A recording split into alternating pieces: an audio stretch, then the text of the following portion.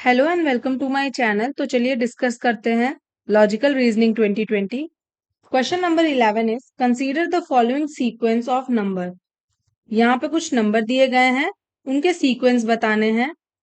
How many odd numbers are followed by the odd number in the above sequence. कितने odd number को odd number follow कर रहा है, in the sense कि अगर कोई नंबर ऑड है, जैसे यहाँ पे ऑड नंबर है तो उसके बाद भी जस्ट ऑड नंबर आना चाहिए। जैसे यहाँ पे देखेंगे 5 के बाद 1 है, तो एक सीक्वेंस तो ये फॉलो हो रहा है 1।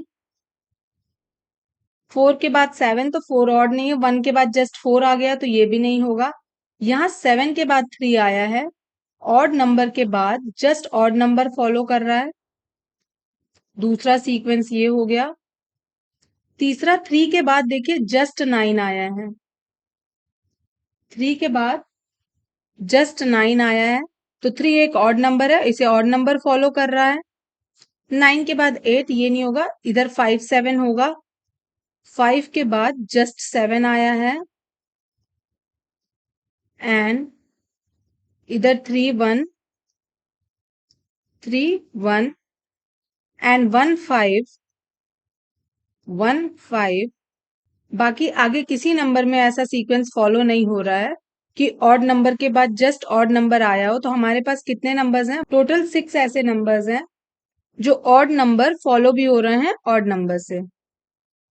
Question number 12 is A is 16th from the left end in a row of boys and V is 18th from the right end.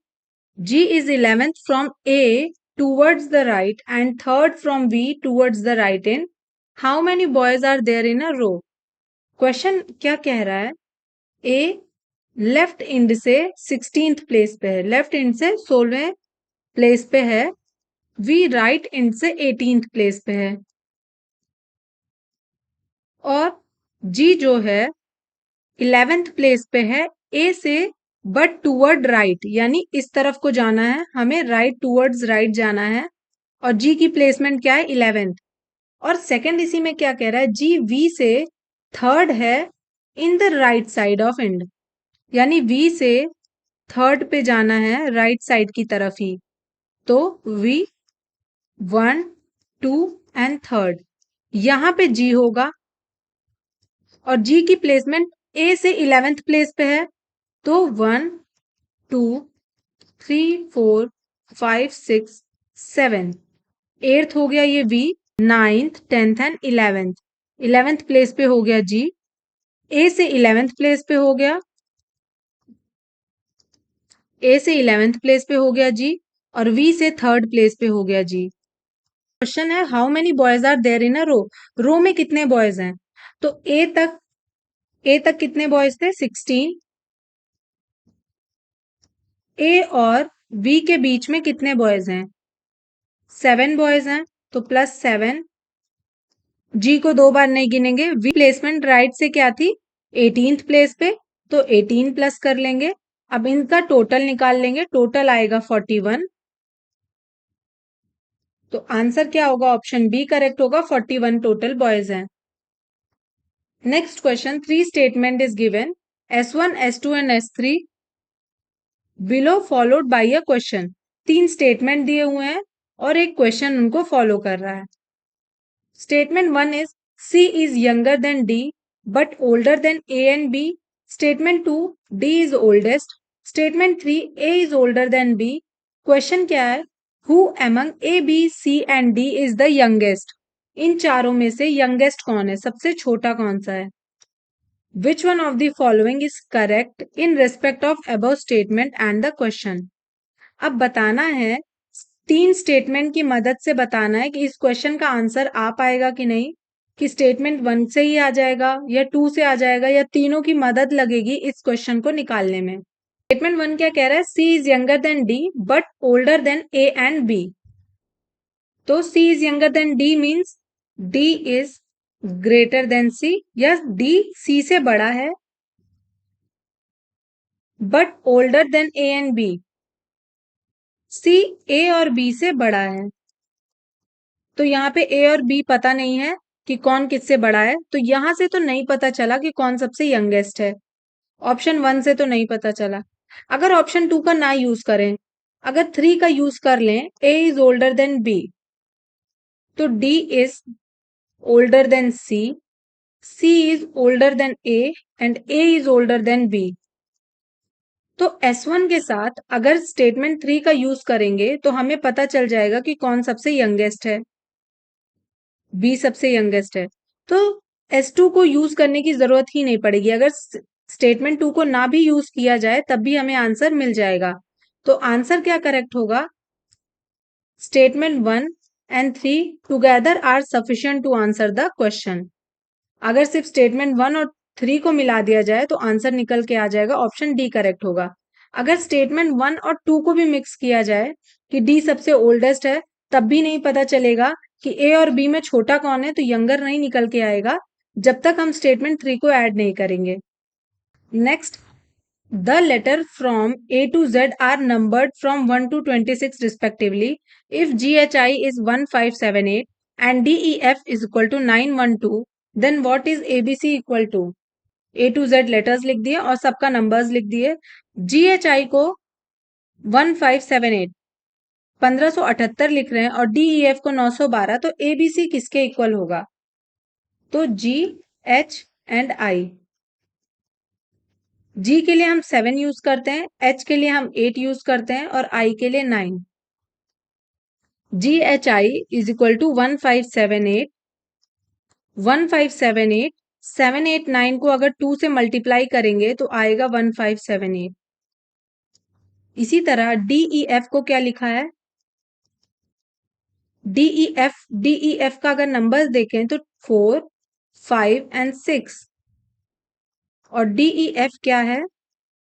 1, 9 and 2। जब 4, 5 और 6 को 2 से मल्टीप्लाई करेंगे तो निकल के आएगा 1, 9 एंड 2। इसी तरह A B C, A B C का नंबर क्या है? 1, 2 एंड 3। तो ए बी सी क्या होगा? 1, 2, 3 को जब 2 से मल्टीप्लाई करेंगे तो आंसर आएगा 246। तो ए बी सी के लिए क्या होगा? 246, विच is option D, 246। Next, what is the missing term at the rate in the following?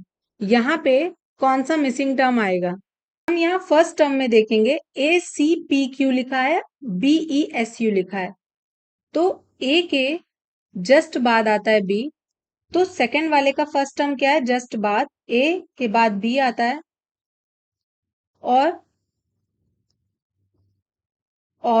C plus 1 करेंगे तो ई आता है, सी प्लस 1 देन ई, पी प्लस 2 करेंगे तो एस आएगा एंड क्यू प्लस 3 करेंगे तो यू आएगा।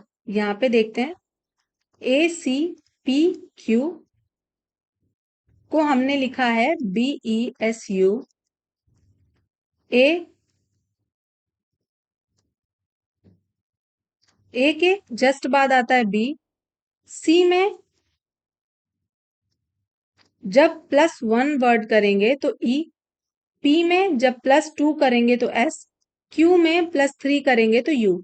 इसी तरह एम एन जी आई को क्या लिख सकते हैं? एम के जस्ट बाद कौन सा वर्ड आता है? एम के जस्ट बाद आता है एन। एन में अगर 1 प्लस करेंगे तो उसके बाद कौन सा वर्ड आएगा? पी। जी में जब प्लस 2 करेंगे तो उसके बाद कौन सा वर्ड आएगा? जे। और आई में जब प्लस 3 करेंगे और उसके बाद कौन सा वर्ड आएगा? एम। तो आंसर हमारा आएगा NPJM, which is option D. Correct answer क्या होगा? NPJM।